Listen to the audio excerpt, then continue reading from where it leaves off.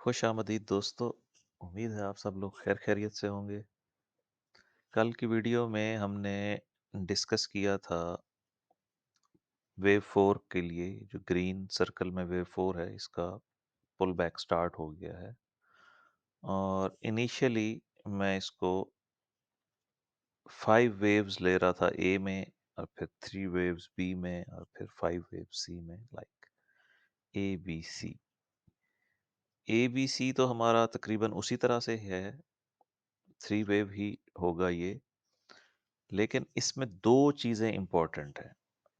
एक तो ये कि हो सकता है कि यही 3 वेव मूव ही कंक्लूड हो जाए, और हम जो इसका वेट कर रहे हैं वेव बी का, हो सकता है ये आए ही ना। क्योंकि टेक्निकली हम अपने जो वेव फोर के लिए हमने अपना सपोर्ट एरिया डिफाइन किया था, उसकी गोल्डन रेशो को हम हिट कर चुके हैं, 4332। अगरचे गोल्ड के पास अभी भी मार्जिन है, 50% या 61.8% तक स्ट्रेच हो सकता है। डायगोनल पैटर्न में इतनी इजाज़त होती है कि प्राइस 61.8 तक आ जाए और वेव वन के साथ ओवरलैप करे। वेव वन कहाँ गई है हमारी, ये है। तो ये क्लियर कट ओवरलैप हो सकता है 61 पॉइंट पर आकर, 61.8 गोल्डन रेशो पे। इसका फैसला तो with the passage of time हो जाएगा, बट अभी हम अपने चार्ट को थोड़ा सा क्लियर कर लेते हैं। और हमें ये बॉक्स नहीं चाहिए अब, इसका पर्पस सर्व्ड हो चुका है। ट्रेंड लाइन भी अब मैं, अच्छा इसको ऐसे ही रहने देते हैं। हम जब इसको डीप डाउन 15 मिनट्स पे देखेंगे दूसरे चार्ट के ऊपर, तो वहाँ उसको एक्सप्लेन कर दूंगा मैं। अच्छा जी, अब आ जाएं कल के डिक्लाइन पे, जो कि शार्प डिक्लाइन था। उसमें एक दोस्त ने पूछा जी वेव फोर तो आई ही नहीं है। जी वेव फोर शैलो थी, और मैंने इसका एक सेकंड वेव काउंट रखा है, उसको चल के डिस्कस करते हैं। इसको हम फिलहाल वेव ए ले रहे हैं, या अभी शायद एक और आ जाए इसका। पहले मैं आपको 15 मिनट्स चार्ट पे समझा दूं, फिर हम इसको उसके मुताबिक अपडेट कर लेंगे, इसको ख़राब नहीं करते हैं। ये हमारा मेन चार्ट है, इसको मैंने ऑलरेडी लेबल किया हुआ है। आज मेरे पास कुछ टाइम था ऑफिस में,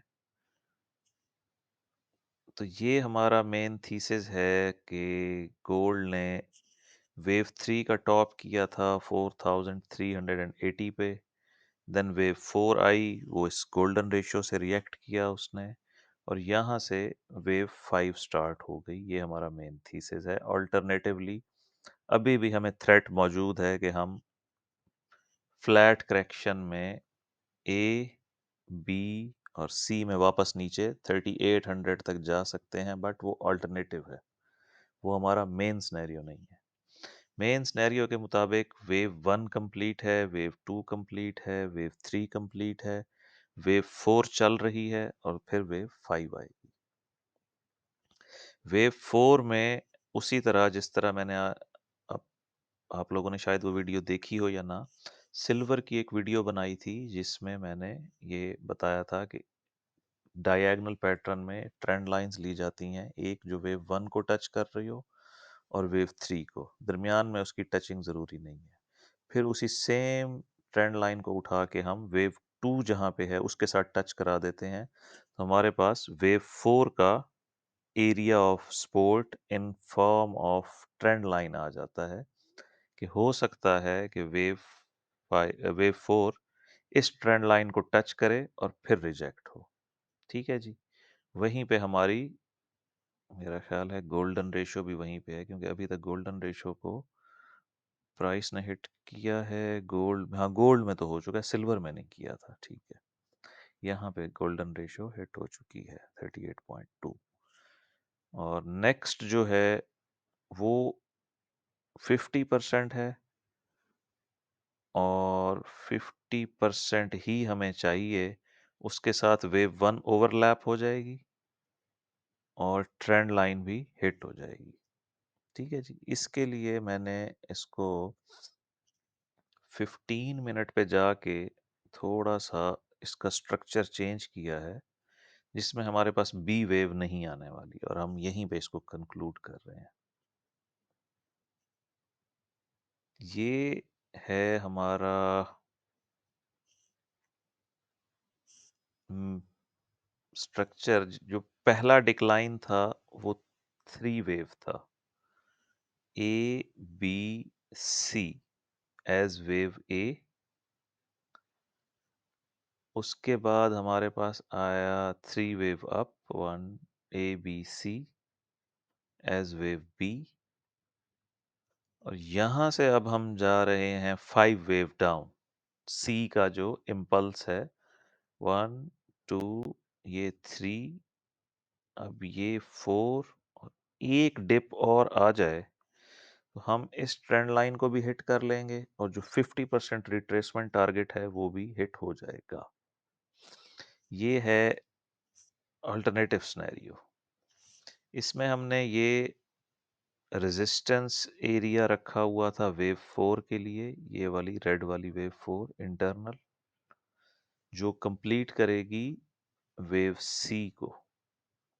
ये वेव 5 ऑफ सी ऑफ 4 इस तरह से बनेगा। अब आप देख रहे हैं कि जो एरिया मैंने ऑफिस में डिसाइड किया था, तकरीबन वहाँ पर रिएक्शन आ गया है, बट ये भी 3 वेव रिएक्शन ही है, हमें 5 वेव डिक्लाइन चाहिए। और इसका हम टारगेट अगर लें, लेंथ लेंगे यहाँ से, लेंथ होगी वेव 1 2 3, इसको हम ऐड कर देंगे लेंथ ऑफ वेव 4 में, तो 61.8 जो है ये हमारा पहला टारगेट होगा, जो एग्जैक्ट ट्रेंड लाइन के ऊपर आ रहा है। ये है एक थीसिस। ठीक है जी। अल्टरनेटिव, ये आपको मैंने कहा इसका इंटरनल दिखा दूं, क्योंकि यहाँ पे ये जो ए बी सी बना था वो just 3 wave move as wave A थी, और ये टारगेट जहन में रख लें, इसके मुताबिक भी अपने चार्ट को लेबल कर लें। अब हम आते हैं वापस अपने मेन चार्ट की तरफ।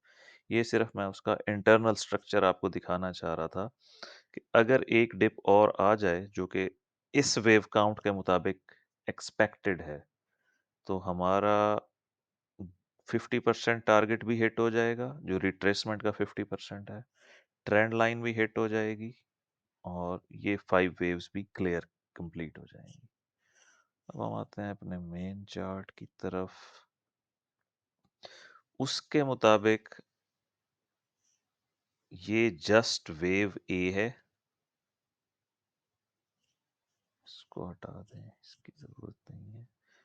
इस वक्त हम वेव बी में हैं, और वेव सी अभी आनी है जो कि डीपर होगी, इस ट्रेंड लाइन को तोड़ेगी, यानी इवन हम 61.8 तक भी जा सकते हैं इसके मुताबिक।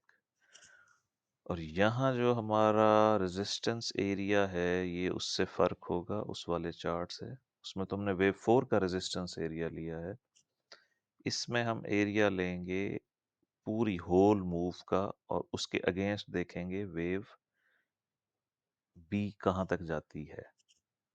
लाइक ये दो हट जाएंगे और 88.6 ऐड हो जाएगा। अब ये हमारे पास फिब रिट्रेसमेंट है, को येलो ना करते हैं ताकि थोड़ा सा फर्क हो जाए उससे।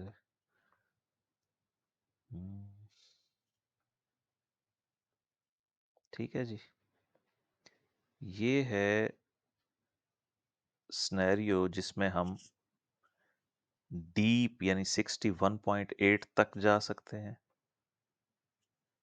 इस करेक्शन में, और उसमें हमारी वेव ए कंप्लीट है as 3 wave move. Wave B की तरफ हम जा रहे हैं एज 3 वेव मूव, और फिर हम वेव सी में 5 वेव्स डिक्लाइन में आएंगे, 1 2 3 4 5। अगर यूं नहीं होता और प्राइस यहां से एक डिप और दे देती है इस टारगेट एरिया पे जहां पे ट्रेंड लाइन भी गुजर रही है, तो 50% हिट हो जाएगा, और वो जो ए बी सी था जो मैंने अभी आपको दूसरे चार्ट पर 15 मिनट में दिखाया है, तो फिर वो वेव काउंट प्ले कर रहा होगा। ठीक है जी, इसके मुताबिक आपने चार्ट को अपडेट कर लें। और इसमें मेरा नहीं ख्याल और कुछ बताने वाली बात रह गई है।